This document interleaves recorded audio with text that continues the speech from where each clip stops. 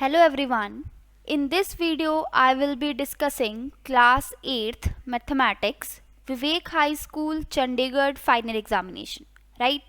So time slot for this exam was 2 hours and maximum marks was 40, right? Some general instructions are given here. So we will proceed on the question number 1.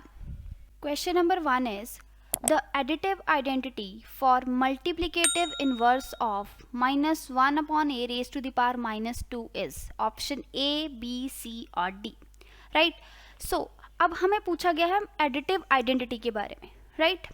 अच्छा, तो additive identity क्या होती है भाई? Minus 1a minus 2 के multiplicative inverse में, ठीक है, multiplicative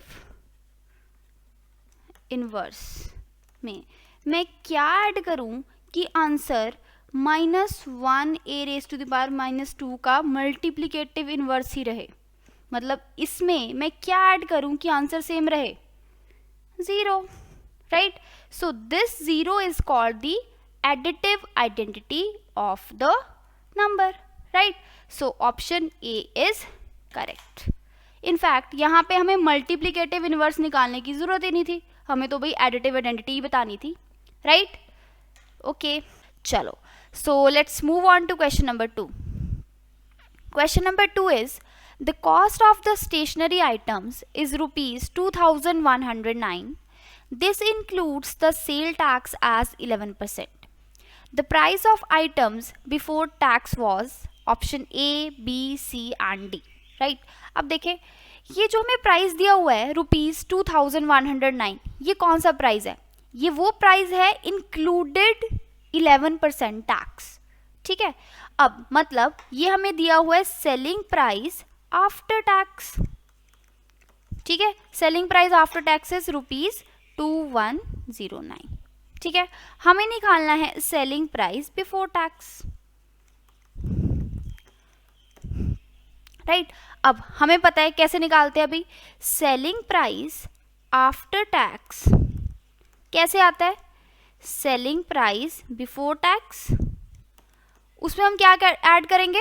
plus tax in rupees, तभी सेलिंग प्राइस आफ्टर टैक्स बनेगा, राइट? तो सेलिंग प्राइस आफ्टर टैक्स क्या हमें गिवन है? बिल्कुल गिवन है, 2109 पुट कर दो is equal to selling price before tax हमें तो निकालना है. Let's say this is x, right? So x plus अब टैक्स इन रुपीज, पर हमें तो टैक्स इन परसेंटेज गिवन है, तो निकाल लेते हैं अभी.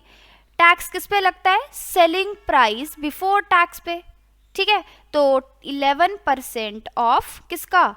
x, ठीक है. निकाल लो.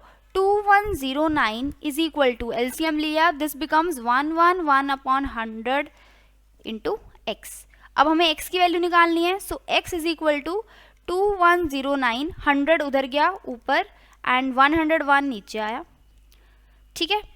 तो इज इक्वल टू, अब इसको कटिंग करते हैं. 3 3 9, 3 7 21, राइट? 3 7 21, 0 3 3 9. अब 37 1 37 और यहाँ पे जाएगा 19 ज़ा. So x is equal to 1900 rupees, ठीक है. तो selling price before tax is rupees 1900. Option C is the correct answer, right? चलो, let's move on to question number 3. Where will the point B, इसके कोऑर्डिनेट्स है 0, -6 lie in Cartesian plane? Option A, B, C and D. हमें बताना है ये B point के coordinates है 0, -6. ये कार्टेशियन प्लेन पे कहाँ लाई करता है? चलो देखिए, इसकी लोकेशन ढूंढते हैं भाई. कार्टेशियन प्लेन बनाया, this is x, this is y axis and x dash and y dash, right? This is origin. अब हमें किसकी लोकेशन ढूंढनी है? 0, -6, ठीक है. 0 मतलब x कोऑर्डिनेट है 0, तो हम जब लोकेशन ढूंढते हैं तो क्या करते हैं? अभी ओरिजिन पे खड़े होते हैं, ठीक है. अब x कोऑर्डिनेट इज 0, हमें राइट हैंड साइड मूव करना है या लेफ्ट हैंड साइड? भाई कहीं पे भी मूव नहीं करना क्योंकि x कोऑर्डिनेट इज 0, तो यहीं पे डटे रहो, ठीक है। अब देखते हैं, अब y कोऑर्डिनेट इज -6, अब बोलो अपवर्ड मूव करूं या डाउनवर्ड मूव करूं? भाई डाउनवर्ड मूव करूंगी क्योंकि माइनस है, y कोऑर्डिनेट इज -6। अच्छा कितने यूनिट्स? 6 यूनिट्स डाउनवर्ड, तो 1 2 3 4 5 6, तो यहाँ पे हमने डाउनवर्ड मूव कर गए, ये है -6। तो ये जो कोऑर्डिनेट आया वो क्या आया? 0, -6। अच्छा अब ये एक बात बताओ, ये जो पॉइंट है वो कहाँ पे लाई कर रहा है? On y axis, right. So option C is the correct answer, right. चलो let's move on to question number 4. Question number 4 is the value of 3xy square minus 5y minus x when x is equal to -3 and y equals to 2. Option A, B, C and D. ठीक है, अब हमें इसकी value निकालनी है, तो 3xy square minus 5y minus x, अब इसकी वैल्यू निकालनी है, मतलब x को पुट कर दो -3 एंड y को पुट कर दो 2, ठीक है, कर दे पुट। तो 3x की जगह रखा कितना? -3, y की जगह रखा 2, इसका होल स्क्वायर -5, अच्छा y की जगह रखा 2 माइनस x की जगह रखा -3, कर दो सिंप्लीफाई, ये बनेगा 3 × 3 9 -9 एंड 2 स्क्वायर इज 4, 5 2 ज़ा 10, अच्छा minus minus plus that is +3, ठीक है, ये बना 9 4 ज़ा 36, तो -36 -10 +3, this is 40 -46 +3 that is -43, right. So option B is the correct answer. चलो let's move on to question number 5. Question number 5 is simplify 3 raised to the power 0 plus 4 raised to the power 0 minus 5 raised to the power 0 into 4 raised to the power 0 into 5 minus 4. इसको simplify करना है भाई। अब देखो ये है 3 raised to the power 0 plus 4 raised to the power 0 minus 5 raised to the power 0 into 4 raised to the power 0 into 5 minus 4. करें simplify, भाई 3 की पावर 0 है, बोलो कितना होगा? 1, राइट। किसी वेरिएबल या नंबर की पावर 0 वो उसकी वैल्यू क्या होती है? 1। ये 4 raised to the power 0 ये भी 1, minus 5 raised to the power 0 ये भी 1, into 4 raised to the power 0 ये भी 1, इंटू 5 minus 4, ठीक है। 1 + 1 2 माइनस 1 × 1 1 इंटू 5 minus 4 1, तो 2 minus 1 that is 1. Answer is 1. So option D is correct, right? Chalo, let's move on to question number 6. The value of abscissa in points A, A इसके coordinates है 7, 8 is option A, B, C and D, right? अब A है इसके coordinate 7, 8, right. अब abscissa बताना है, भाई abscissa क्या होता है? एब्सिसा इज एक्स कोऑर्डिनेट, तो यहाँ पे एक्स कोऑर्डिनेट क्या है? 7, सो 7 इज द आंसर। ढूंढो भाई 7 कहाँ पे है? ऑप्शन ए इज करेक्ट, ठीक है। चलो let's move on to question number 7. Question number 7 is the coefficient of AB from the expression 7AB² minus AB plus 9 is option A, B, C और D, right? तो expression है 7ABC² minus AB plus 9. अब हमें AB का coefficient बताना है। एक बात ध्यान दो, इस पूरे expression में देखो AB यहाँ भी present है, AB यहाँ भी present है, right? तो इन दोनों में से हम common ले सकते हैं, AB ले लेते हैं। इन दोनों टर्म में से ए बी कॉमन लिया तो अंदर क्या बचा? 7c² and -1 plus 9 as it is. और हमें क्या पूछा था भाई? ए बी का कॉफिशिएंट बताना है, तो ए बी ये रहा, इसका कॉफिशिएंट क्या हुआ? 7c² -1, right. So option C is correct. Question number 8 is the standard form of 0.000340007 is. ठीक है, अब इसकी स्टैंडर्ड फॉर्म लिखनी है। लिखें भाई, कैसे लिखते हैं स्टैंडर्ड फॉर्म? पहले नंबर लिखें 0.000340007, इसकी स्टैंडर्ड फॉर्म लिखनी है। मतलब ये वाला डेसिबल हमें कहाँ शिफ्ट करना है? यहाँ पे। तो कर दो, क्या बनेगा 3.4007 into 10 raise to the power. भाई कितनी प्लेसेस हमने मूव किया डेसिमल? 1 2 3 4, date is -4। ठीक है, सो ढूंढो भाई ये कहाँ पे है। Option B is the correct answer, right. So let's move on to question number 9। Question number 9 is which of the following option is not possible. अब देखते हैं इनमें से क्या पॉसिबल नहीं हो सकता। तो यहाँ पे हमें ग्राफ्स गिवन है। देखें, हमें ग्राफ किसका गिवन है अभी? Time and temperature. तो ए ऑप्शन देखें सबसे पहले। देखो जी, यहाँ पे क्या हो रहा है? ये पॉइंट, ये पॉइंट, ये पॉइंट, ये पॉइंट, ये पॉइंट। हमने जब ध्यान दिया, टाइम जैसे जैसे बढ़ रहा है टेम्परेचर भी बढ़ रहा है। ये क्या इंडिकेट कर रहा है? Time is increasing as well as temperature is increasing. पहले टाइम इतना था, टेम्परेचर इतना था, टाइम इतना था, टेम्परेचर इतना है, फिर ऐसे ऐसे अपवर्ड ट्रेंड में दिखा रहा है। तो ये तो पॉसिबल हो ही सकता है, राइट। चलो, ये तो ऑप्शन ठीक है, ये तो पॉसिबल है। अब बी देखें, यहाँ पे भी टाइम एंड टेम्परेचर का ग्राफ है, बट देखो यहाँ पे टाइम है, यहाँ पे टेम्परेचर इतना था। अब टाइम कम हो रहा है, सॉरी टाइम बढ़ रहा है तो टेम्परेचर कम हो रहा है, टाइम बढ़ रहा है टेम्परेचर कम हो रहा है, टाइम बढ़ रहा है टेम्परेचर कम हो रहा है। तो ऐसा भी तो पॉसिबल है ही है कि टाइम कम हो जाए और टेम्परेचर भी, सॉरी टाइम बढ़ जाए और टेम्परेचर कम हो जाए। So this case is also possible. Now let's move on to C option. C option में देखें भाई, टाइम एंड टेम्परेचर में सेम ग्राफ दिया हुआ है। अब यहाँ पे देखो, टाइम यहाँ पे है, टाइम यहाँ पे है, यहाँ पे है, यहाँ पे है। टाइम इज कांस्टेंट, एक ही टाइम है, पर टेम्परेचर, इस टाइम पे टेम्परेचर कभी ये है, कभी ये है, कभी ये है, कभी ये है, कभी ये है, राइट। मतलब टाइम वही है, टेम्परेचर बढ़ रहा है। तो ऐसा क्या पॉसिबल हो सकता है? नहीं, एक टाइम पे इतने सारे टेम्परेचर्स हो सकते हैं, बढ़ता जाए बढ़ता जाए? No, that is not possible. So option C is the correct option, right. अब डी को तो चेक करने की जरूरत ही नहीं है, नन ऑफ दीज तो है ही नहीं, राइट। चलो, let's move on to question number 10. The value of an item worth rupees 6 lakh is depreciating at the rate of 10% per annum. In how many years will its value be reduced to rupees 4,37,400? ठीक है, अब देखें हमें given क्या है भाई?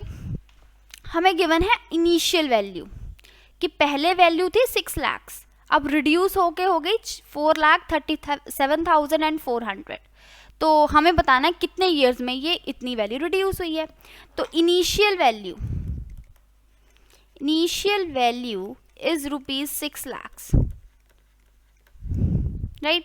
And reduce value मतलब depreciated value is 437,400 rupees. ठीक है, ये हमें गिवन है। एंड डेप्रिशिएटिंग रेट दिया हुआ है 10%, हमें नंबर ऑफ ईयर्स निकालने हैं, राइट। एक बात बताओ, इनिशियल वैल्यू पे ही डेप्रिसिएशन होगा, राइट, देन हमें डेप्रिशिएटेड वैल्यू मिलेगी। तो देखो यहाँ पे वैल्यू इनिशियल पे डेप्रिसिएशन हुई कितनी? 1। अब डेप्रिसिएशन हुई मतलब minus R/100 raise to the power n। ठीक है, अब ये है इनिशियल पे डेप्रिसिएशन हुई, जब ये हुआ तो हमें क्या मिली? Depreciated value. ठीक है, बस वैल्यूज पुट कर दो और आंसर निकाल लो। तो हमें डेप्रिशिएटेड वैल्यू कितनी गिवन है? 437,400 and initial value is 6 lakhs and 1 minus rate हमें दिया हुआ है 10/100 और n हमें निकालना है, राइट। तो सबसे पहले इसको काट दो 0, तो 437,400 इज इक्वल टू 6 lakhs। अब इसको सिंप्लीफाई किया तो ये आया 9/10 raise to the power n, right. अब ये इसकी वैल्यू तो हमें चाहिए, इसको इस साइड ले आओ। 437400 is equal to 6 lakhs is equal to 9/10 raise to the power n। ठीक है, अब इसकी कटिंग शुरू कर देते हैं। ये 0 से तो पहले 0 कट गई। ठीक है, तो 2 3 ज़ा 6 0 0 0, 2 2 ज़ा 4, 2 1 ज़ा 2, 2 8 ज़ा 16 एंड 2 7 ज़ा 14। नेक्स्ट 3 से काट दें, 3 1 ज़ा 3000 एंड 3 7 ज़ा 21, 3 2 ज़ा 6 and 3 9s are 27. So this becomes 729 upon 1000 is equal to 9/10 raised to the power n. अब हमें n की वैल्यू निकालनी है, तो हमें ये दोनों left hand side is equal to right hand side, तो हमें इसको भी पावर्स की फॉर्म में लिखना होगा। भाई देखें, अब यहाँ पे 9 है, 729 को 9 की पावर्स में कैसे लिख सकते हैं? 9 का क्यूब, राइट। एंड 1000 को 10 की पावर्स में कैसे लिख सकते हैं? 10 का cube is equal to 9/10 raise to the power n। 9/10 raise to the power 3 ऐसे लिख सकते हैं, 9/10 raise to the power n। अब यहाँ पे देखो, बेसिस आर सेम, बीच में इक्वालिटी, तो power must be same. So n कितना आया? n इज 3, तो time is 3 years। So option A is correct, right? Now let's move on to question number 11. Question number 11, this is section B, subjective type questions. So let's see, solve for x, 2 raised to the power 5x minus 1 is equal to 4 into 2 raised to the power 3x plus 1। ठीक है, अब देखें भाई, यहाँ पे 2 raised to the power 2 raise to the power है, यहाँ पे भी 2 रेज टू दी पावर है, पर यहाँ पे 4 है, तो सबसे पहले इसके बेसिस सेम बना ले। क्या होएगा? 2 raise to the power 5x minus 1 is equal to 4 को 2 के बेस पे कैसे लिख सकते हैं? 2 square into 2 raise to the power 3x plus 1, right. अब यहाँ पे 2 raise to the power 5x minus 1 is equal to, यहाँ पे basis are same, powers will get added, so 2 raise to the power 2 plus 3x plus 1, right? So 2 raised to the power 5x minus 1 is equal to 2 raised to the power 2 plus 1 3 plus 3x।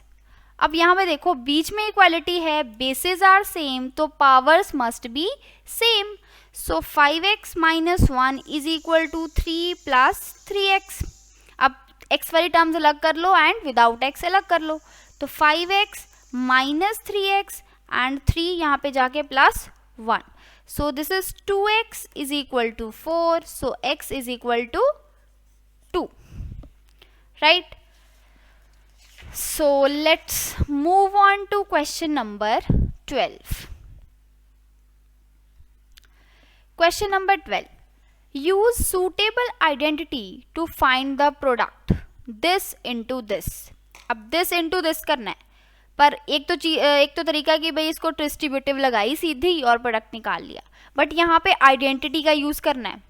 अब देखें, यहाँ पे 3x है, यहाँ पे 3x है, यहाँ 5y है, यहाँ पे 2y है, तो इसको देखिए कौन सी आइडेंटिटी याद आ रही है? भी x plus a into x plus b is equal to x square plus a plus b into x plus a b, right, यही आ रही है। अब देखें ये कैसे रिलेट हो रही है, 3x plus 5y plus into, अब 3x यहाँ पे है माइनस 2y, बट हमारी आइडेंटिटी में तो प्लस है, तो इसको ऐसे लिख लेते हैं, प्लस माइनस 2y, राइट। चलो अब कर दो इसमें पुट, x की जगह क्या रखेंगे भाई? 3x का होल स्क्वायर प्लस a की जगह क्या रखेंगे हम? 5y प्लस b की जगह क्या रखेंगे? Minus 2y। x की जगह क्या रखेंगे? 3x प्लस a की जगह 5y एंड b की जगह माइनस 2y, राइट। अब कर दो सिंप्लीफाई, 3x का whole square that is 9x square, ठीक है। अब यहाँ पे 5y minus 2y plus minus minus हो जाएगा, 5y minus 2y that is 3y into 3x plus, अब यहाँ पे 5 2 जा 10 माइनस 10y स्क्वायर, राइट। अब कर देते हैं 9x square 3 into 3 plus 9xy minus 10y square. This is the final answer, right. Let's move on to question number 13. Question number 13 is factorize this expression, right? अब इस expression को हमें factorise करना है. तो फैक्टराइजेशन का सबसे पहला रूल, भाई सारे एक्सप्रेशन में से कुछ कॉमन आ रहा है? नहीं, कॉमन तो कुछ भी नहीं आ रहा. बट अब ध्यान दो, यहाँ पे ब्रैकेट्स में टर्म्स गिवन है, तो हमें बेनिफिट हो सकता है कि अगर हम यहाँ पे ब्रैकेट्स को ओपन कर ले, राइट. तो ब्रैकेट्स को ओपन करें भाई, लगाओ डिस्ट्रीब्यूटेड एंड करो ओपन. क्या आएगा भाई? A b x square plus a b y square plus x y a square plus x y b square. ये आया, ठीक है. अब ध्यान दो, फर्स्ट टू टर्म्स में से कुछ कॉमन निकालना है. अगर हमने ये कॉमन निकाला तो पहले वाली टर्म बच जाएगी, उससे तो कुछ बेनिफिट ही नहीं हुआ, राइट. अब फर्स्ट टू में से कुछ नहीं आ रहा, तो फर्स्ट एंड थर्ड टर्म में से देखें. अब यहाँ से कुछ कॉमन तो आ सकता है, इकट्ठा कर ले. A b x square plus x y a square, right. अब बाकी टर्म्स हम बाद में लिखेंगे, पहले इसमें से कॉमन निकाल लें. यहाँ से हमने क्या कॉमन आया भाई? यहाँ से कॉमन आ रहा है ए एंड और क्या कॉमन आ रहा है? एक्स. तो अंदर क्या बचा? अंदर बचा बी एक्स प्लस वाई ए, राइट. अब जो अंदर बचा, यहाँ पे पहली टर्म क्या आ रही है? बी एंड एक्स वाली आ रही है. तो यहाँ पे जो दोनों बची हैं टर्म्स, इसमें से जो एक्स वाली है वो हम पहले लिखेंगे, राइट. तो पहले कौन सी लिखेंगे? ये वाली. So x y b square plus a b y square. अच्छा, अब इन दोनों में से क्या कॉमन आ रहा है? वाई बी, ठीक है. अब अंदर क्या बचा? एक्स बी प्लस ए वाई, राइट. अब ये दोनों टर्म्स बन गई. बताओ इनमें से क्या कुछ कॉमन आ रहा है? भाई यहाँ पे बी एक्स है, यहाँ पे एक्स बी है, भाई सेम ही है. वाई ए है, ए वाई है, तो ये दोनों टर्म्स तो सेम है, तो कॉमन आ गया बी एक्स प्लस वाई ए. अब इसको ठीक करके लिखना है तो लिख सकते हो, राइट. अच्छा, ये कॉमन निकाला तो अंदर क्या बचा? A x plus y b. So this is the factorisation of this expression, right. चलो, let's move on to question number 14. Question number 14 is simplify this, right. अब इसको सिंप्लीफाई करना है, तो सिंप्लीफाई करने से क्या करेंगे भाई? इनके बेसिस सारे अलग अलग है थोड़े, तो इनको बेसिस सेम बना ले, ठीक है. अब क्या करें भाई? 8 को कैसे लिख सकते हैं? 2 की पावर्स में. यहाँ क्योंकि 2 की पावर्स प्रेजेंट है, तो लिख लो 8 इज 2 क्यूब की पावर -2 इंटू. अच्छा, 10 को कैसे लिख सकते हैं? 5 इंटू 2, क्योंकि यहाँ पे 5 एंड 2 की पावर्स प्रेजेंट है, तो इसको भी तोड़ लेते हैं. 5 into 2 raise to the power -4 upon 2 raise to the power -5 into 5 raise to the power -4 into 2 raise to the power -2, ठीक है, इज इक्वल टू. इसको करते हैं 2 रेस टू द पावर 3. अब ये पावर्स क्या हो जाएंगी? Multiply, that is -6 into. अब इसमें लॉ लगा दो, कैसे होगा भी? 5 raise to the power -4 into 2 raise to the power -4, right. चलो, अब 2 raise to the power -5 into 5 raise to the power -4 into 2 raise to the power -2, right. अब हमारे सारी टर्म्स 5 की पावर्स में एंड 2 की पावर्स में आ गई. अब लगाना शुरू कर दो लॉज. अब न्यूमिनेटर में देखो, यहाँ पे 2, यहाँ पे 2, बेसिस सेम, बीच में multiplication, powers will get added. So 2 raised to the power -6 plus -4 into 5 raised to the power -4 upon. अब डिनोमिनेटर में देखो भाई, यहाँ पे 2, यहाँ पे 2, बीच में multiplication, powers will get added. So 2 raised to the power -5 plus -2 into 5 raised to the power -4 as it is, right. अब देखें ये क्या बना? 2 raised to the power -6 plus minus -4, -6 -4 that is -10 into 5 raise to the power -4 upon. यहाँ पे 2 raise to the power -5 plus minus minus -5 -2 that is -7 into 5 raise to the power -4, ठीक है। Further अब डिनोमिनेटर एंड न्यूमिनेटर में देखते हैं, यहाँ पे 2 रेज टू द पावर, अच्छा इस 2 रेज टू द पावर -7 को ऊपर लेके जाएंगे, 2 रेज टू द पावर -10 ऊपर जाके -7 into 5 raise to the power -4 as it is, इसको ऊपर लेके गए तो क्या बन जाएगा -4 is equal to 2 raise to the power -10 plus 7 into 5 raise to the power -4 plus 4, right. So 2 raise to the power -3 into 5 raise to the power 0, oops 5 raise to the power 0 क्या बन गया 1, तो 2 raise to the power -3 into 1। अब positive powers में देखें 1/2 raise to the power 3, that is 1 raised to the power 2 cube is 8. So answer is 1/8, right? Chalo, let's move on to question number 15. Question number 15 is solve using identities. इसको हमें solve करना है, ठीक है। अब identity कौन सी use करें, देखो यहाँ पे 7m minus 8n whole square है, यहाँ पे 7m plus 8n whole square है। इसको देख के कौन सी आइडेंटिटी याद आ रही है आपको, देखो ये है a minus b whole square plus a plus b whole square, ठीक है। ये आइडेंटिटीज याद आ रही हैं भाई, इसको पहले सिंप्लीफाई कर ले इस आइडेंटिटी को, फिर वैल्यूज पुट कर देंगे, ठीक है। अब यहाँ पे इसको खोला तो a square minus 2ab plus b square plus इसको एक्सपेंड करेंगे तो a square plus 2ab plus b square. अब ये दोनों तो कट गए, क्या बचा ये a square 2a square plus ये b square 2b square, right. अब 2 कॉमन निकाल लेते हैं, a square plus b square ये बचा। अब पुट कर दो a की जगह 7m एंड b की जगह 8n, तो 2a की जगह क्या रखेंगे 7m का होल स्क्वायर प्लस b की जगह क्या रखेंगे 8n, तो 8n का होल स्क्वायर, ठीक है। So this becomes 2 into 49m square plus 64n square, ठीक है। तो 49 into 2 that is 98m square plus 64 into 2 that is 128n square. This is the answer, right? Chalo, let's move on to question number 16. Question number 16 is a batch of bottles was packed in 25 boxes with 12 bottles in each box. If the same batch is packed using 20 bottles in each box, how many boxes would be filled, right? अब क्या करना है भाई, हमारे पास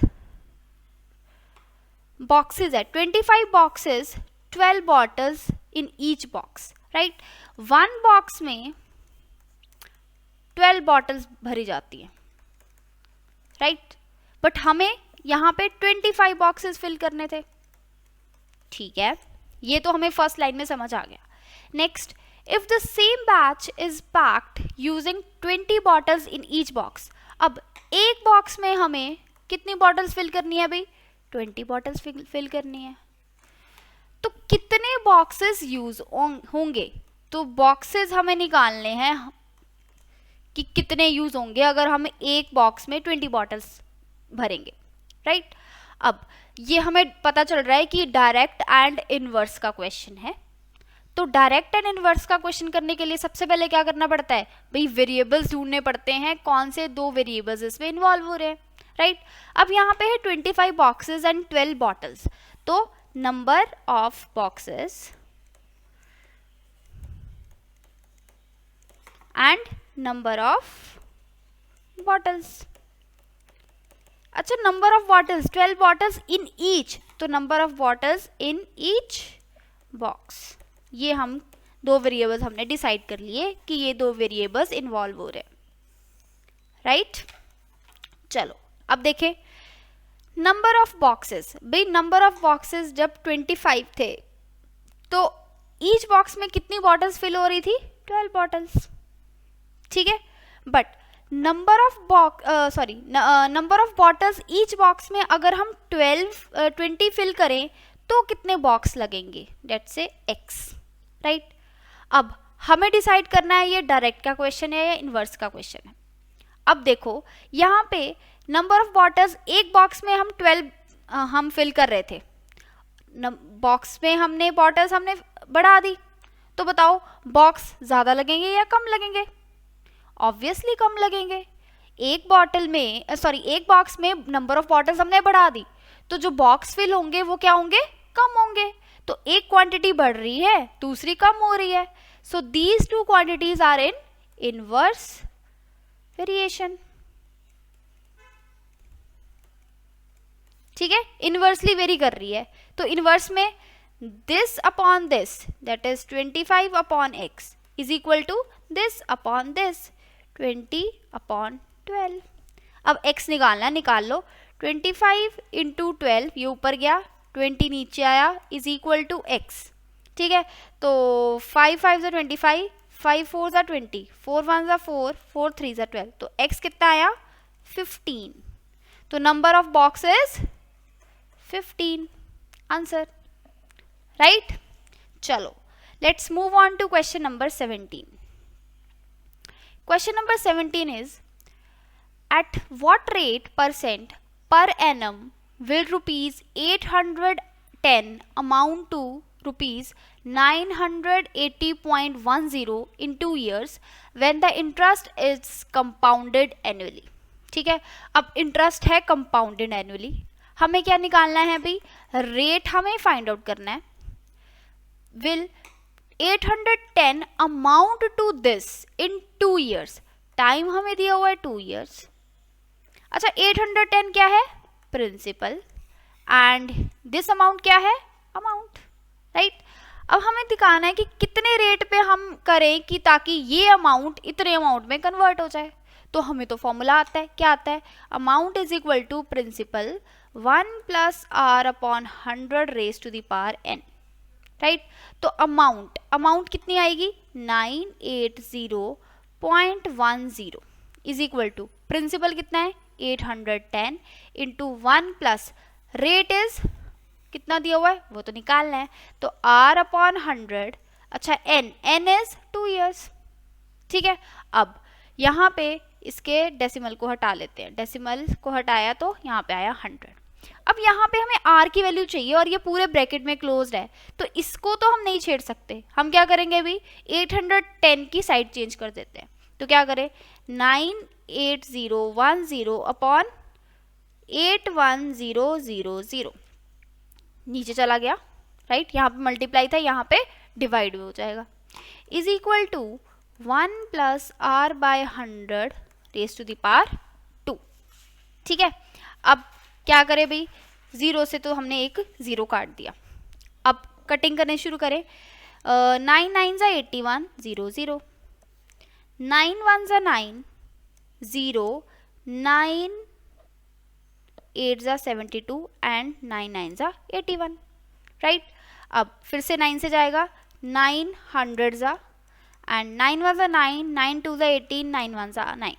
क्या further cutting हो रही है, नहीं। So this becomes 121 upon 100 is equal to 1 + r upon 100 raised to the power n, right? अब एक बात ध्यान दो, हमें तो r की वैल्यू चाहिए और ये बीच में है इक्वालिटी, मतलब ये साइड इस साइड के तो इक्वल है। ठीक है, अच्छा तो अब हम बेसिस को पावर्स की फॉर्म में लिखें, इसको हम पावर्स की फॉर्म में लिख सकते हैं, लिख लें। देखो 121 क्या है, 11 का स्क्वायर, तो 11 बाय 10, अच्छा स्क्वायर लिख दें यहाँ पे। अच्छा 100 क्या है, 10 का square, is equal to 1 + r upon 100 raise to the power n, right. अब यहाँ पे देखो, यहाँ पे मेरे को 2 पुट करना था, ये पुट ये पुट। अब यहाँ पे देखो बेस पावर्स दोनों सेम है, तो बेसिस भी तो सेम होने चाहिए क्योंकि इक्वालिटी का साइन है, right. So 11 by 10 is equal to 1 + r upon 100, basis हमने सेम कर दिए।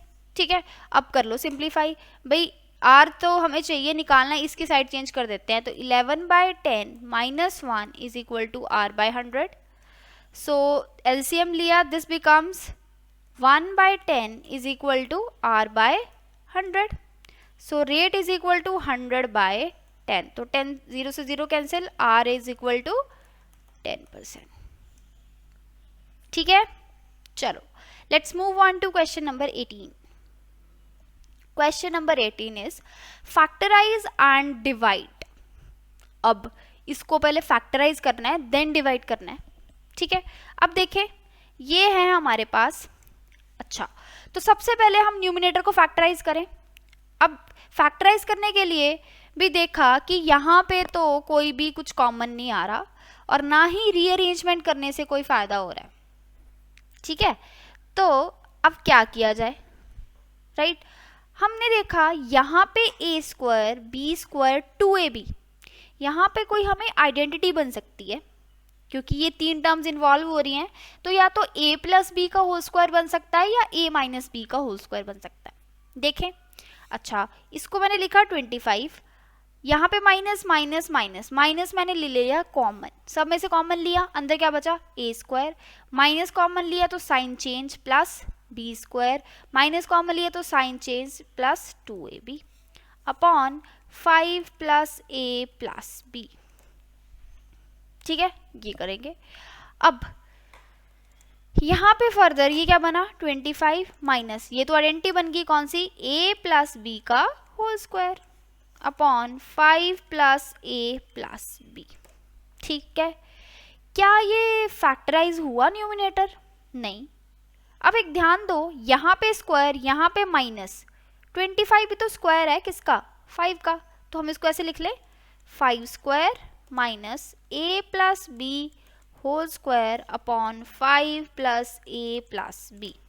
ठीक है, अब यहाँ पे फर्दर आइडेंटिटी लग जाएगी a square minus b square की, तो क्या होगा 5 plus a plus b into 5 minus a plus b. ऊपर हमने आइडेंटिटी लगा दी और डिनोमिनेटर एज इट इज. ठीक है, फर्दर इसको ठीक करके लिख लो, क्या आएगा 5 प्लस ब्रैकेट खोले a प्लस b, अब इसकी ब्रैकेट खोले 5 minus a minus b upon 5 plus a plus b. ठीक है, ये कट गया, ये कट गया, so 5 minus a minus b is the answer. ठीक है, चलो let's move on to question number 19. Question number 19 is evaluate the square root correct up to 2 decimal places. ठीक है, अब इसका स्क्वायर रूट निकालना है, तो स्क्वायर रूट निकाल लें. ये है 6.405, राइट? अब यहाँ पे डेसिमल है तो पेयरिंग कैसे करेंगे, इस साइड से स्टार्ट होंगे, ये की, फिर ये बेचारा अकेला रह गया और ये की, राइट? अब 2 डेसिमल प्लेसेस तक निकालनी है, राइट? चलो देखते हैं. यहाँ पे 6 है तो 3 3 से तो 9 होता है, 2 2 सा 4, क्या बचा 2. ठीक है, और हमने यहाँ पे उतार लिया 40. अब यहाँ पे क्या आएगा 2 का डबल डेट इज 4. यहाँ पे कुछ चाहिए, यहाँ पे कुछ चाहिए, राइट? अब ये आया पॉइंट के बाद, तो यहाँ पे पॉइंट, अब पॉइंट के बाद 2 प्लेसेस तक जाना है तो 240. अब 4 से मैं किससे मल्टीप्लाई करूँ कि 240 आ जाए नियर अबाउट. अगर मैं 6 से करती हूँ तो 6 6 36, 6 4 24, 24 से ज़्यादा हो जाएगा तो 5 से करेंगे, 45 5 ज़ा कितना होगा 225, राइट? अब सब्ट्रैक्ट किया, this becomes 5 and this becomes 1, right? अब हमें correct up to 2 decimal places तक जाना है और नीचे पेयर उतारना, तो यहाँ पे हमें 0 एक और लगानी पड़ेगी, राइट? अब 50 को नीचे उतार लो, ये बन गया 50. अब 25 का डबल 50, राइट? यहाँ पे कुछ चाहिए, यहाँ पे कुछ चाहिए, किससे मल्टीप्लाई करूँ भाई, 4 से करूँ तो 4 5 ज़ा 20 बन जाएगा, इससे बड़ा हो जाएगा, तो 3 से करें, 3 3 15 चाहिए, तो 3 3 ज़ा 9 0 15. सो आंसर इज यहाँ पे माइनस करके आ जाएगा 41. तो स्क्वायर रूट इज 2.53. हमें correct up to 2 decimal places तक निकालना था, वो हमने निकाल दिया, right? Let's move on to question number 20. The weekly wages in rupees of 20 laborers are given below. These are the wages. Draw the frequency distribution table using class interval as 300 to 350. Also draw a well-labeled histogram for the frequency distribution table. Right? चलो अब देखें, सबसे पहले हमें frequency distribution table बनाना है. उसके लिए क्या चाहिए? Class intervals, telemarks and frequency. Right. अब क्लास इंटरवल्स, सबसे लोएस्ट फ्रीक्वेंसी हमारे इधर क्या है? 347 एंड सबसे हाईएस्ट फ्रीक्वेंसी इज 694. राइट. अब वैसे भी इन्होंने बोला है कि क्लास इंटरवल 300 टू 350 लेना है. ठीक है, तो यहां से स्टार्ट करते हैं. 300 to 350, then 350 to 400, then 400 to 450, then 450 to 500, then 500 to 550, then 550 to 600, then 600 to 650, then 650 to 700. Because हमें 694 इंक्लूड करना था. राइट. ये हमने क्लास इंटरवल्स बना ली. अब टेलीमार्क्स देखें, स्टार्ट करते हैं. सबसे पहले 355 कहाँ पे इंक्लूड होगा? 355 will be included in, this is 350, 355 यहाँ पे आएगा, तो हमने यहाँ पे एक लाइन लगा दी. Right. Next 689, 689 is included in this interval. 410, 410 will be included in this interval. 478, 478 will be included in this interval. 598, 598 यहाँ पे include होगा. 445, 445 will be included in this interval. 400 to 450. 461, 461 will be included in 450 to 500. 347, 347 will be included in 300 to 350. 501, 501 will be included in this interval, 500 to 550. 694, 694 will be included in this interval. 503, 503 will be included in this interval. 452, 452 will be included in this interval. 475, 475 will be included in this interval.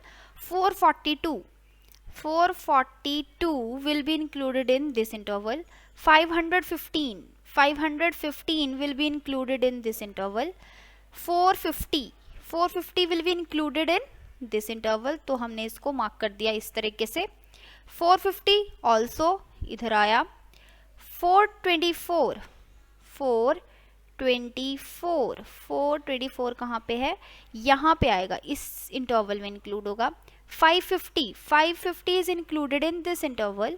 and 469, 469 will be included in this interval. ठीक है, तो गिन ले. ये है 1, 1, this is 4, this is 7, this is 3, this is 2, this is 0 and this is 2. ठीक है, ये हमारे आ गए. टोटल करके देखो तो ये 20 ही बन रहा है, तो हमारी डिस्ट्रीब्यूशन बिल्कुल ठीक है. ठीक है, ये तो हमने फ्रीक्वेंसी डिस्ट्रीब्यूशन टेबल बना लिया. अब हमने क्या बनाना है भाई? हिस्टोग्राम. अब हिस्टोग्राम बनाए, उसके लिए हमें क्या चाहिए? 2 एक्सिस. ठीक है, यहाँ पे ये आई हमारी एक्स एक्सिस, ये है वाई एक्सिस. अब एक्स एक्सिस के अलॉन्ग क्या लेंगे हम? Weekly wages in rupees. Right. और इसके अलॉन्ग हम लेंगे number of workers, sorry labourers. ठीक है, फ्रीक्वेंसी हम इस साइड लेते हैं वाई एक्सिस के along and class interval we will take along X axis. Right. ये लिया 0. अब 300 से स्टार्टिंग हो रही है, तो यहाँ पे किंक लगाएंगे. ठीक है, किंक लगाया, ये आया 300, this is 350, 400, 450, 500, 550, 600, 650 and this is 700. आप अच्छे से हिस्टोग्राम बार ग्राफ पे बनाओगे, यहाँ पे तो रफली बन रहा है, ठीक है. अब हमने फ्रीक्वेंसी देखी भाई 1 4 7 3 2 ऐसे जा रही है, तो हम 1 1 का गैप ले सकते हैं. 1 2 3 4 5 6 एंड 7. ठीक है. अब देखें 300 टू 350 के बीच में कितनी फ्रीक्वेंसी है? 1. ये बना दिया. 350 टू 400 के बीच में कितनी फ्रीक्वेंसी है? 1. ये बना दिया. 400 टू 450 के बीच में कितनी फ्रीक्वेंसी है? 4. तो हमने यहाँ पे 4 पे गए और ये जोड़ दिया. 450 टू 500 के बीच में कितनी है? 7. तो हम यहाँ ऊपर गए 7 तक, तो हमने ये बना दिया. इसके बाद 500 टू 550 के बीच में गए तो आया 3. तो हमने यहाँ पे ये बनाया 3. एंड 550 टू 600 के बीच में गए तो ये आया 2. दिस इज सॉरी, ये हम जाएंगे यहाँ पे 2. राइट. अब लेट मी इरेज दिस. ये हम इरेज कर देंगे. राइट. चलो. सो उसके बाद हमने कौन सी फ्रीक्वेंसी बनानी है? 600 टू 650. तो इसके पास 0 ही है, तो हम यहाँ पे यही है, यही जाएगा. अच्छा, 650 टू 700 के बीच में कितनी है? 2. तो फिर अगेन 2 पे हम ये बनाएंगे. सो this is the histogram of this data. Right. ये हमने बना दिया हिस्टोग्राम. आगे स्लाइड में आपको दिखाऊंगी कैसा दिखेगा ये तो रफली बना है ना. राइट. अब सबसे इंपॉर्टेंट चीज, यहाँ पे आपने ये लेबलिंग कर दी, बिल्कुल ठीक की. अब स्केल लिखना नहीं भूलना. Scale along X axis. हमने क्या स्केल लिया अभी? 1 unit is equal to 50 rupees. Right. यहाँ पे 50 का गैप है. राइट. अच्छा, अलोंग वाई एक्सिस हमने क्या किया? 1 यूनिट किसके इक्वल लिया? 1 लेबरर. ठीक है. This is the scale and this is important. Right. अब नेक्स्ट स्लाइड में आपको दिखा रही हूं, इस तरीके का ग्राफ बनेगा. ठीक है. This is the histogram of the given data. Right. So I hope you enjoyed this and thanks for the discussion. Bye bye.